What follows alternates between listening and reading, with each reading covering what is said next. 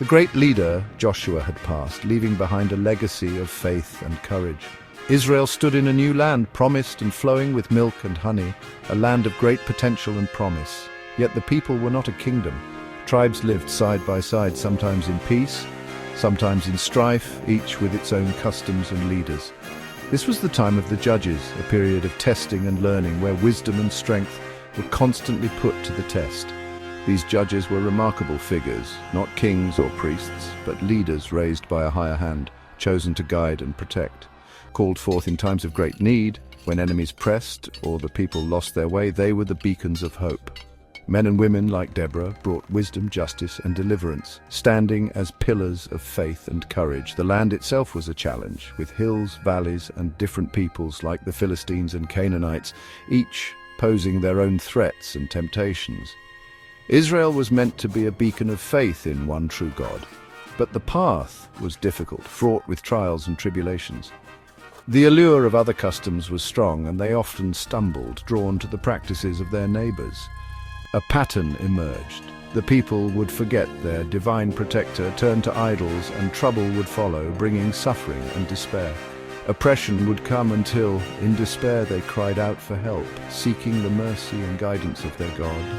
A judge would arise, offering a new chance and a fresh beginning, leading the people back to the path of righteousness and hope.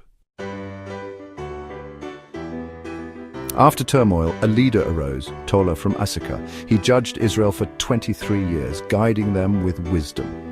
His leadership brought calm, healing past wounds and strengthening tribal bonds. Tola ensured fairness and reminded people of their laws. His long tenure suggests stability, a steady hand guiding the nation.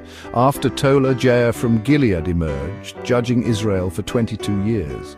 Jair's time was one of growth, economic stability, and security. He had 30 sons who rode on 30 donkeys, controlling 30 towns. His leadership provided peace and organization for Israel. Both Tola and Jair's eras were marked by quiet strength and stability. The human heart is quick to seek comfort and forget its source. After peace under Tola and Jair, Israel turned away from God. They worshipped Baals and Ashtoreths, forsaking their covenant. Consequences followed. The Lord's anger led to oppression by enemies. The Philistines and Ammonites oppressed Israel for 18 years. In distress, Israel cried out, confessing their sins and seeking mercy. God, in his patience, heard them, reminding them of their failings. The cycle of forgetting and rescue was a stark lesson for all time. From suffering, a new leader emerged. Jephthah the Gileadite, a man forged in the fires of adversity. A mighty warrior but marked by rejection as the son of a harlot, he faced scorn and disdain from his own kin. Driven away by his brothers, he settled in Tob, gathering adventurers and outcasts, forming a band of loyal followers. His reputation as a fierce and skilled fighter grew, while Israel's plight under the Ammonite threat worsened. The Ammonites made war, and the elders of Gilead, desperate for a savior, sought out Jephthah. They pleaded for him to be their commander against the Ammonites, offering him a chance to redeem his honor. Jephthah questioned their sincerity, recalling the past scorn and rejection he had endured from them. The elders persisted, offering him leadership and authority if he could lead them to victory. Jephthah agreed, but in his desperation he made a rash vow to sacrifice whatever greeted him first upon his victorious return. This vow, born of desperation and a desire to secure victory, would have dire and heartbreaking consequences for him. The Spirit of the Lord came upon Jephthah, filling him with divine strength and purpose. He gathered forces and advanced against the Ammonites, determined to protect his people and fulfill his destiny. The battle was fierce, with swords clashing and warriors fighting valiantly, but the Lord delivered victory to Jephthah and his men. Jephthah returned home a hero, his heart filled with pride and relief, but his joy soon turned to sorrow.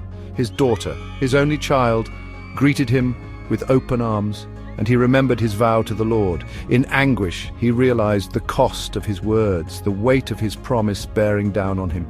His daughter, noble and courageous, accepted her fate with grace and dignity, understanding the gravity of her father's vow.